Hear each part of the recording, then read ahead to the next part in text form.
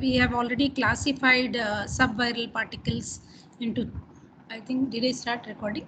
Subviral particles into 3 categories, that is satellite viruses, prions, and what is the third category? Viroids. Yeah, because virusoids, it will come under satellite itself. So satellite viruses, viroids, and prions. So let us see. Yeah, let us see the second category, that is prions. Okay. So when you see the description part of this prions, I think first you try to understand this concept, then later I will share the screen, because it requires little fundamental aspects to be elaborated. Can you able to see my screen, students? No, ma'am. Not it? Okay. Can you see now? Yes, ma'am. Yeah.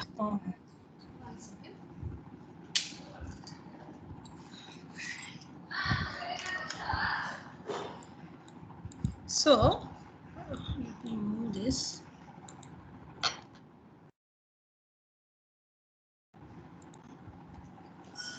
So today we are going to discuss about prions. First of all, you should understand what these prions are. Okay. So I think even this screen is visible to you all. Yes, ma'am. It is too small probably for you to. Yes. Anyhow, I will put a slide. I'll put a slideshow there because I want to explain first. So we are talking about prions. Prions as subviral particles. I need not give you explanation about their scope as subviral particles. You already know it. It has got this size smaller than viruses. But these prions, basically, they are only proteins, that too misfolded proteins. So when you try understanding the concept of protein synthesis, you know that whenever the mRNA is translated into a protein, so the protein that may attain the primary structure immediately, then there could be proper folding process which may lead to the other types of its existence in the form of secondary and tertiary.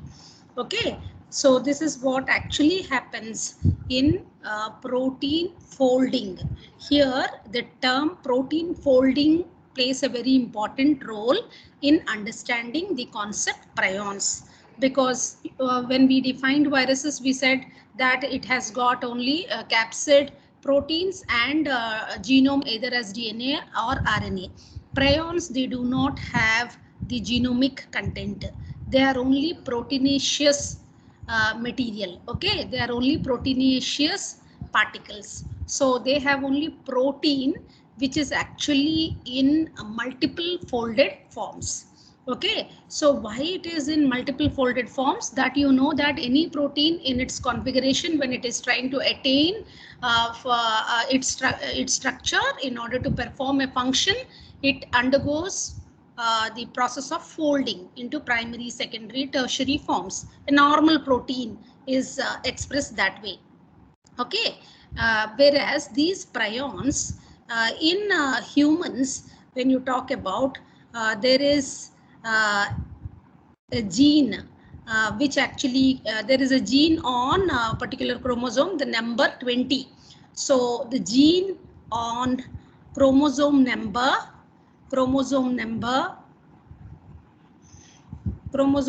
20, this actually codes for or encodes for a prion protein. So where are you expecting this? This is a human associated expression. And you know that these subviral particles are capable of causing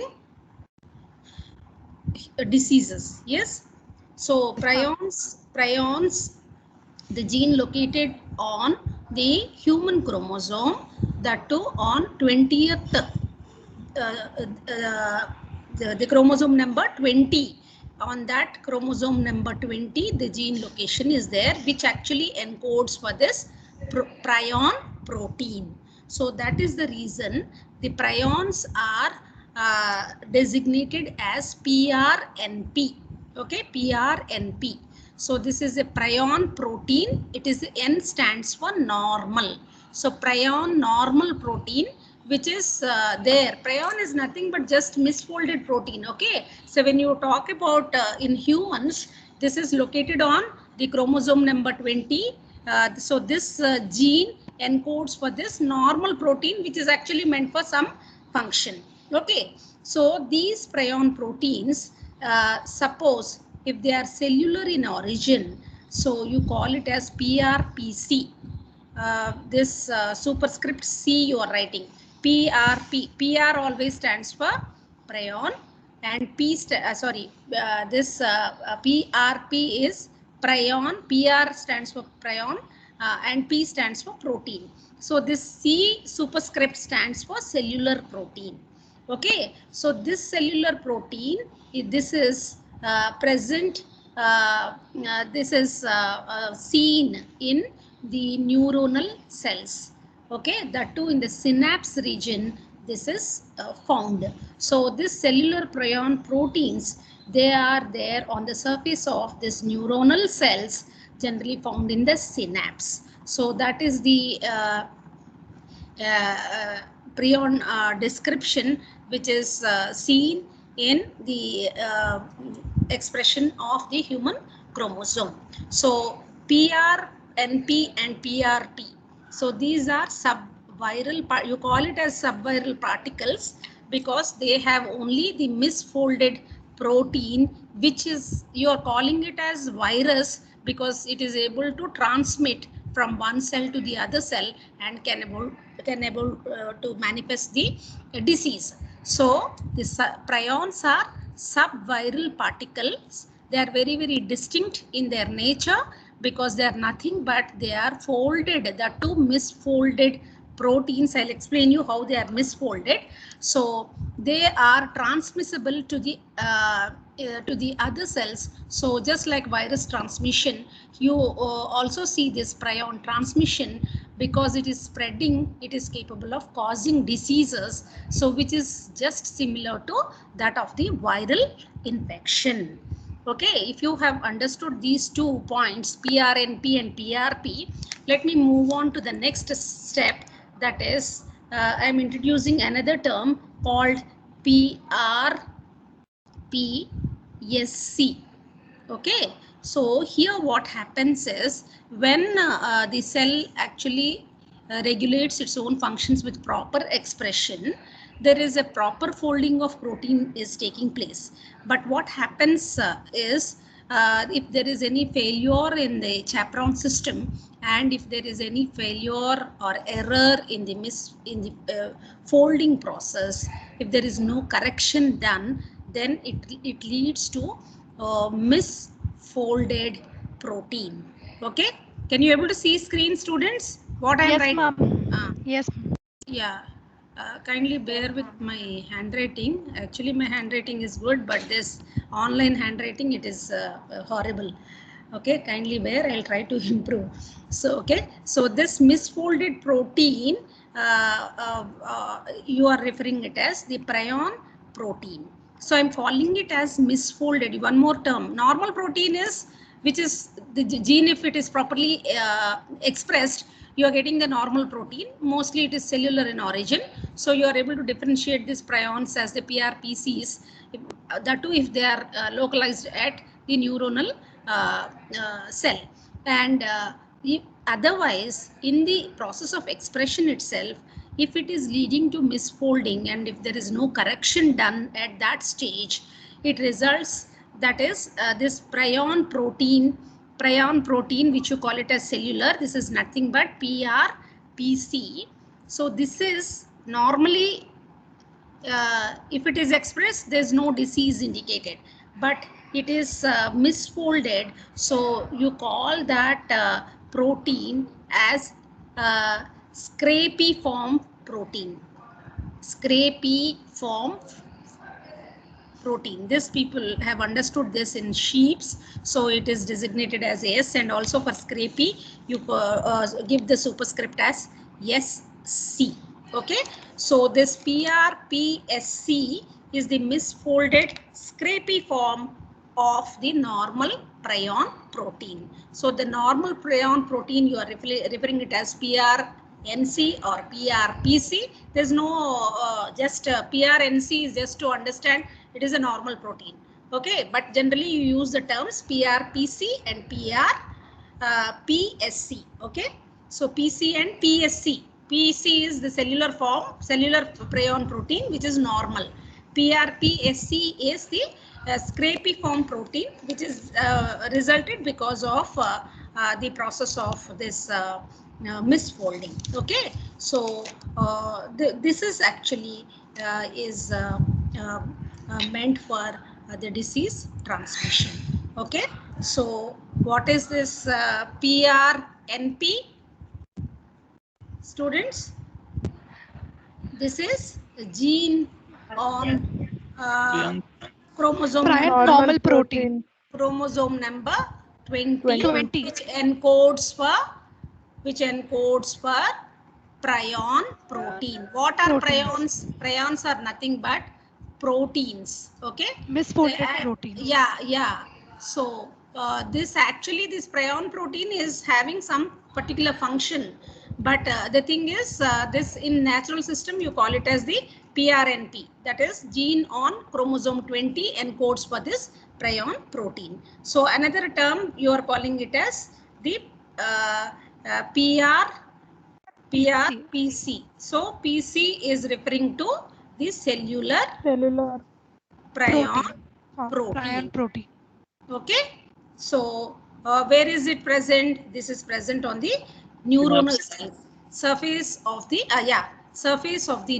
neuronal cells. So that too basically in the synapse. So what is that we are referring now is PRPSC. So this is the misfolded version of the protein. Yeah, but even PRPC is also misfolded only, but this is capable of causing disease. Even PRPSC is also misfolded. This is also misfolded, but the misfolded version of this original PRNP, you are referring it as a PRPC, and further it is also referred to result in changes. So PRPC is cellular form, so whose expression will lead to normal form of protein, normal form of prions. But this PRPSC is misfolded. If it is, see, this is the source for normal protein and for misfolded protein. So if it is misfolded protein, it is leading to Scrapie form. Okay, so whether you are getting normal form or Scrapie form, that depends on this PRPC. Okay, so PRPC is a prion protein which is supposed to be expressed and available in the cytosol of the cell. So which you are calling it as cellular prion. But after the protein is expressed, after mRNA is translated to a protein, so it is simply in the primary form. So whether it is going to be folded in a normal form or misfolded form makes it to differentiate into PRPC or PRPSC. Okay, did you get this? Normal form and Scrapie form. Now you understand this concept. What I am trying to say is, so this is the protein which is synthesized after normal process of translation. So this PRP, this prion is expressed, it is synthesized, which is in a primary form. The protein structure is in the primary form. Later, further foldings makes it to attain the globular form. Okay, so this globular form, further foldings will make it to attain the actual protein or the correct form of protein which is ready to perform the function. So this correctly folded protein is this, which you call it as tertiary or whatever. So this is correctly folded protein. Okay, so in natural system also this may not take place how you expect. mRNA translation forming the primary structure of the protein and one or two foldings secondary and maybe tertiary, and it is ready to perform the function. But when it is in from primary, when it is attaining to the beta pleated structures, then there may be chances of misfoldings. But in natural system, it is not left like that in normal human system.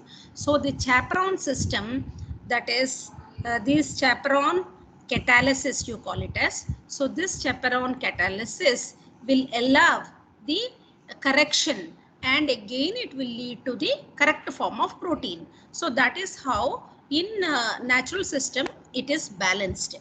Okay, but if suppose if the chaperone catalysis fails for some reason, then there is other possibility that suppose it may be corrected properly, but suppose if correction is not taking place, that protein cannot remain like that. Okay, so in natural system, this protease enzyme come into picture and it repairs in the system, means it eliminates such proteins.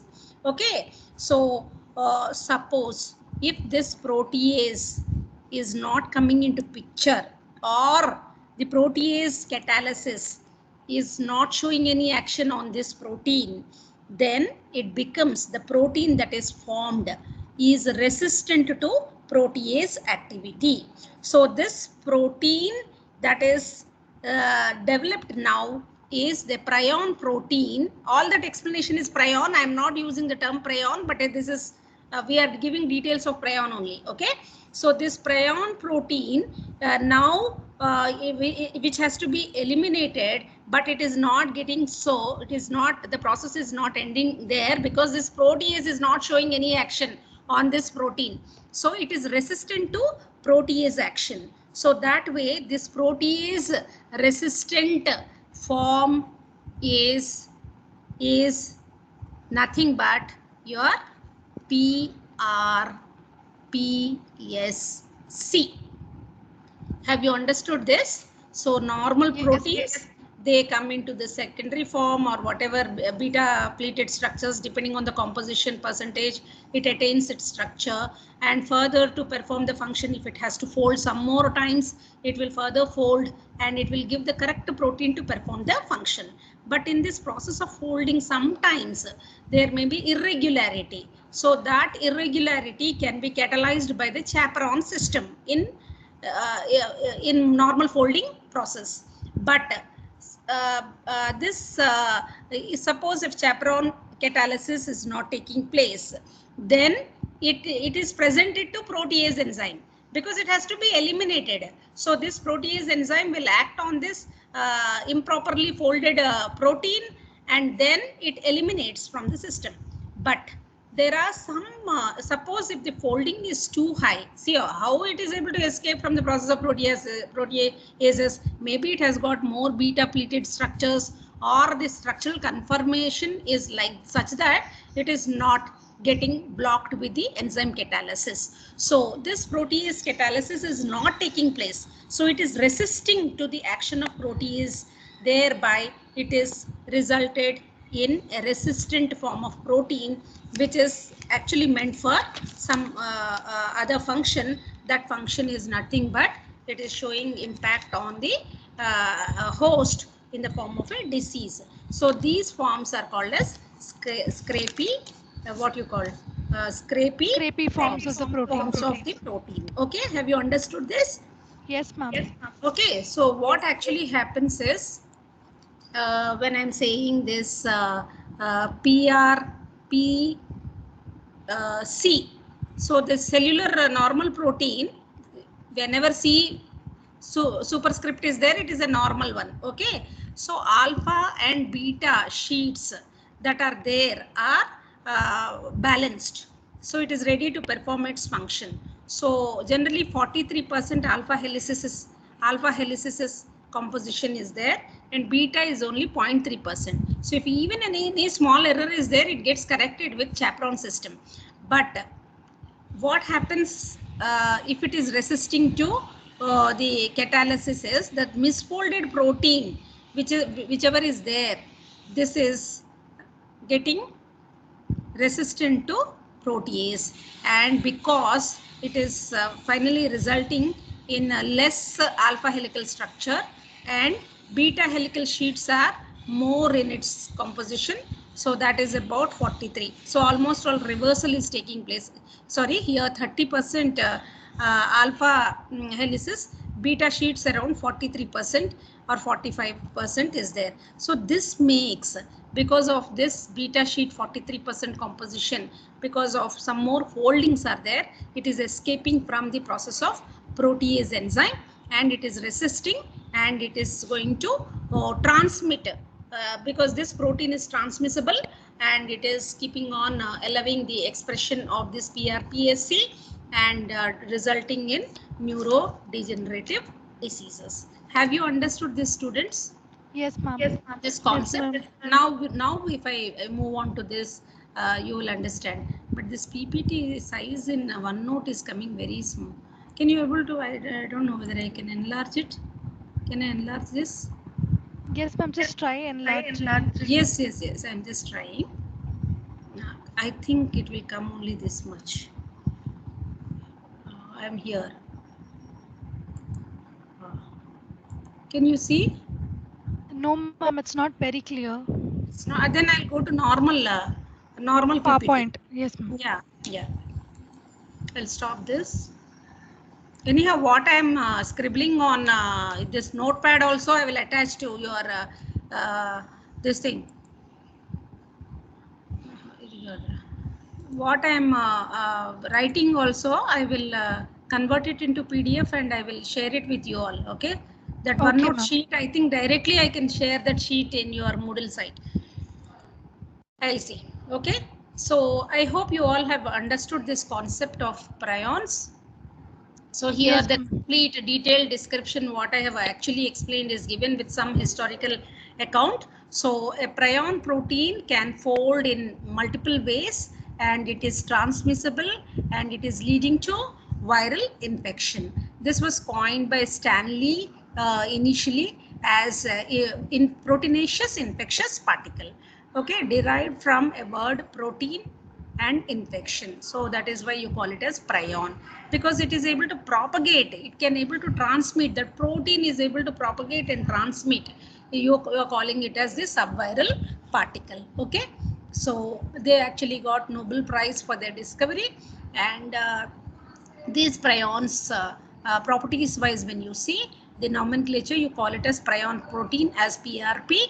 So this was discovered in mammals, and it is referred as a major prion protein. The infectious agent causes mammalian transmissible spongiform encephalopathies. This is a very important disease which actually they found. Because of this protein, there is perforation taking place, and the spongiform of the encephalitis is getting resulted, which is called as mad cow disease. And especially they noted this disease in sheep. Okay, so this is spongiform encephalopathy is a neuronal disease what they have noted in sheep, and they have referred it as bovine spongiform encephalopathy, BSE, bovine spongiform encephalopathy, which is nothing but mad cow disease caused by prions. Okay, so in humans, PRP, this is in sheep, this disease. Okay, now in humans, this is also capable of some more diseases which are called as CJD disease, Creutzfeldt-Jakob disease, and VCJD disease, variant Creutzfeldt-Jakob disease, then Germston Strauss-Usler syndrome, and one commonly referred is Kuru disease, Kuru, Kuru disease. Okay, scrapiform disease, Kuru disease. So these are the names given: mad cow disease, scrapiform disease, Kuru disease. So these are caused by prions. Okay, so all these diseases basically, because I said by location, this misfolded form is found on the surface of the neuronal cells and in the synapse. It is actually showing its action. So it is mostly causing the neurodegenerative brain and neural tissue associated diseases. Once if you say that neuronal spongiform diseases in the brain, you call it as very, very fatal diseases. Okay, so pathology wise, again a little bit overlap is there, but please have a look of it. So this prion is a product of human gene, that is the 20 chromosome gene. Because after writing, if I explain, if I show this, I thought it would be better, because now you can easily understand this. So this gene structure is also important. So the gene which is found on chromosome number 20, this gene has got 2 exons separated by an intron. Okay, single intron. So exon 1 and exon 2 are transcribed, and they are resulting, once this gene is transcribed, what is the product of this transcription? You will get 2 mRNA transcripts, because exon 1 and exon 2 both are getting translated. You are getting 2 single mRNA transcripts. So this mRNA contains one open reading frame, one ORF. So this open reading frame, this protein coding region is translated into PRP protein. So this PRP protein is the actual precursor protein, which is gene wise, when you give location, it is PRP 3335 product. Okay, so PRP 3335, this protein is already synthesized, but that is what you are calling it as normal protein, PRP 3335. So this undergoes several translations. Please remember, you should know that the gene located is transcribed and it is synthesizing the mRNA transcript. This mRNA transcript it has got a particular ORF region from where the translation begins, and it will synthesize the proteins. Okay, those proteins are prion proteins. You call it as PRP 3335. Okay, so this undergoes several post-translational changes. Already protein is synthesized. I told you these post-translation changes are actually modifying the protein structure such that the alpha, beta to tertiary and whatever form it is expected to serve a function, it is actually making it. Okay, so these post-translational events, changes will take place to become proper prion protein, which you call it as PR2730. There may be some exclusions, and finally you call it as the PR2730. Okay, so in order to do that, there is when this process of post translation is taking place, it should be protected. So glycosylation will be taking place from both the sides of the product, and there is a removal of N-terminal single peptide. The amino acid that is located in the N-terminal is being removed, and there is addition of phosphatidyl inositol glycolipid at the C-terminal. So the N-terminal and C-terminal plays an important role in the protein structure. Okay, so the removal of 57 amino acids takes place at N-terminal, so that it is, and also it is forming disulfide bonds as and when there is required for folding with 2 cysteine residues, and there is also removal of certain hydrophobic segments in the C-terminal. So these are the 5 or 6 major steps which are seen in protein folding, so that there is a stability for the protein that is formed. When such changes does not take place, this the protein that is formed may not be stable. Okay, so in normal cells only PR3335 is enough, but as I said, chaperone system fails, protease resistance is there, then instead of PRP 3335, you are getting PRP 2730. Okay, so this is produced from this. Of course, the precursor for this PRP 2730 is PRP 3335. Okay, so this triggers series of reactions and then finally results in PRP 2730. So what is PRP 2730? This is nothing but this crapiform protein. Okay, so post-translational modifications of PRP 2730 is different from that of the PRP 3335 and resulting in the difference in composition of alpha and beta helices composition, percentage composition. And finally, it is resulting in, see, difference means the number of amino acid residues, the way it folds, the way it forms the disulfide bonds makes it to attain a different configuration and conformation. Okay, so this post-translational modifications of PRP 2730 is different from PRP 3335 protein in a single amino acid residue. So this residue lies in 178 position in PRP 2730. So this 178 residue is all that which is making the changes. So what is this 178 amino acid? It is arginase. Okay, so this arginase residue where in PRP 3335 protein has an aspartate residue at this position. So this 178 position makes it to distinguish from the normal protein, that is PRP 3335. In PRP 3335, it is the aspartate residue which is present, and in PRP 2730 it is the aspargine residue that is actually making this misfolding to take place. So this cause of conformational change of PRP 2730 makes it to attain the alpha helices to beta sheet with the different conformational changes and percentages. Thereby, the PRP 2730 has showing three different effects, and finally resulting in an what you call misfolded protein. Is that clear, students? So yes, 3335 is normal, but post-translational changes, instead of this aspartate residue, it is the arginase residue which is actually come. That the chaperone could not correct that change. That aspartate which is supposed to be there is got substituted with aspargine.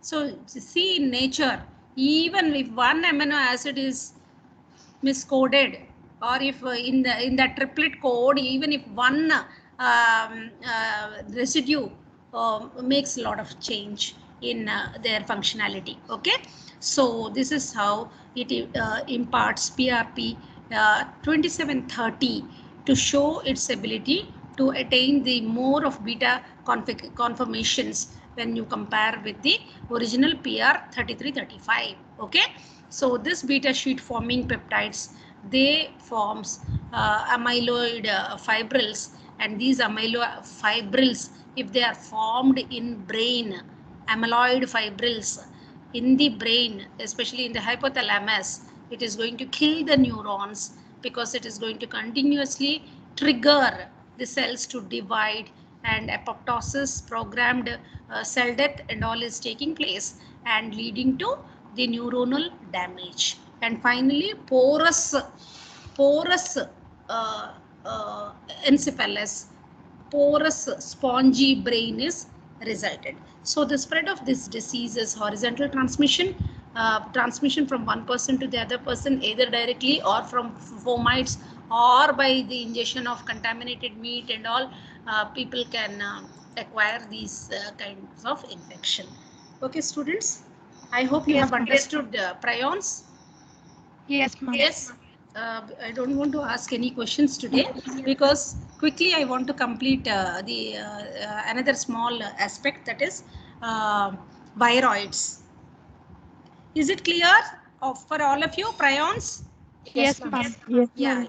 yeah. Then let me move on to the third one, that is viroids. Okay, so you know that these subviral particles are less than, I mean, size-wise, they are less than smaller to the viruses, and the viroids, they have only RNA. Okay, so these viroids are infectious agents composed of single piece of circular single-stranded RNA, and this has some uh, within the strand, it forms loops and attains the double-stranded regions. Otherwise, basically it is a circular single-stranded RNA. Because of its circular nature, it may show double-stranded region within its structure. Okay, so this simplified structure of these viroids, because it is also getting transmitted, and it is causing plant diseases, and recently even in humans there is diseases are reported with viroids. So you call these RNAs as the catalytic RNAs because they have got intrinsic property to break down. So can you see this structure? So this is the catalytic RNA with foldings and double-stranded natures also you can see, even loops you can see. Okay, so this catalytic RNAs has got ability to break and form covalent bonds. So these viroids are nothing but catalytic RNAs. So this is because of their ribozymes. They are able to cleave the RNA to produce fragments, and these fragments has got 5' hydroxyl and 2' 3' cyclic phosphatase groups. Okay, so this non-hydrolytic reaction in which the same number of phosphodiester bonds are maintained, and they can the process of esterification, there are minor changes.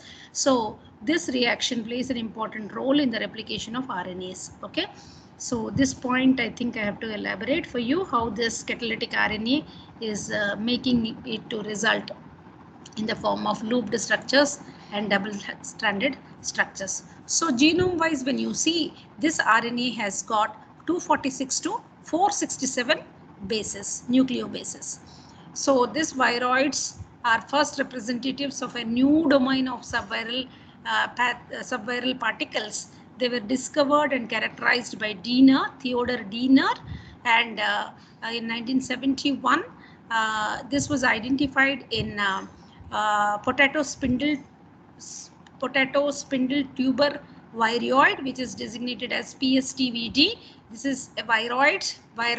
So this viroid do not code for any protein. This viroid replication of course requires an RNA polymerase 2 enzyme, which has to be supplemented by the host. Please kindly find the difference between the satellite RNAs, satellite viruses from that of the viroids. These are also, even in satellites, either DNA or RNA is present, but there the helper virus is supplementing the enzymes.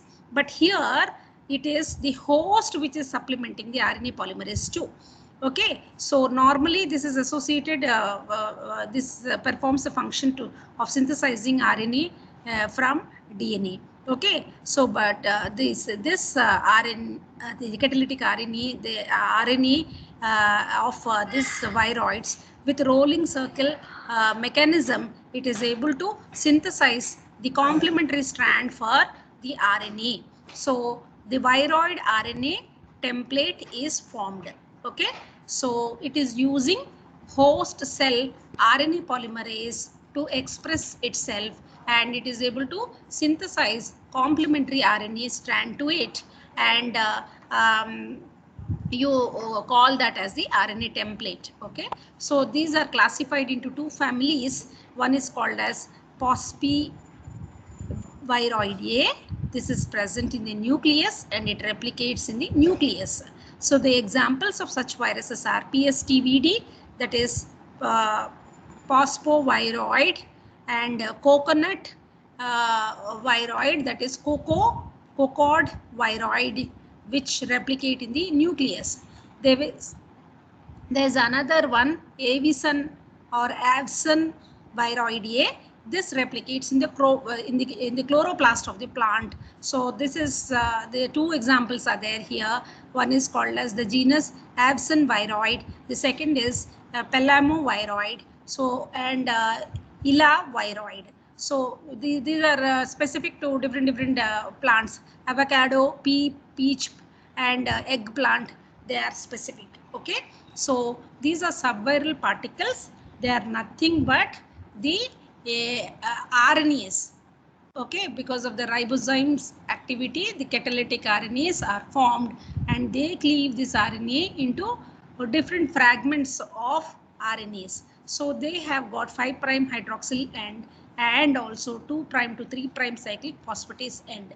However, there are certain changes taking place because this RNA that is synthesized, this viroid catalytic RNA should be stable. So certain cleavages and phosphodiester bond formations will take place, and transesterification, phosphodiester bonding makes it to become more stable, and it is able to express with the help of the host RNA polymerase and is able to form the template RNA strand, which you call it as transmissible. That is how it is maintaining its own entity. So these are the examples of these viroids. Is it clear, students? Yes. Then 1 minute. I think I stopped sharing screen. No? Yes. Yes. Let me see whether I have covered everything or not. I think more or less, I think I covered everything.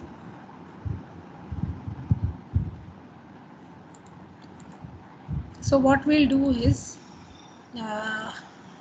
these diseases, I think I posted, I think I have to first stop recording, otherwise,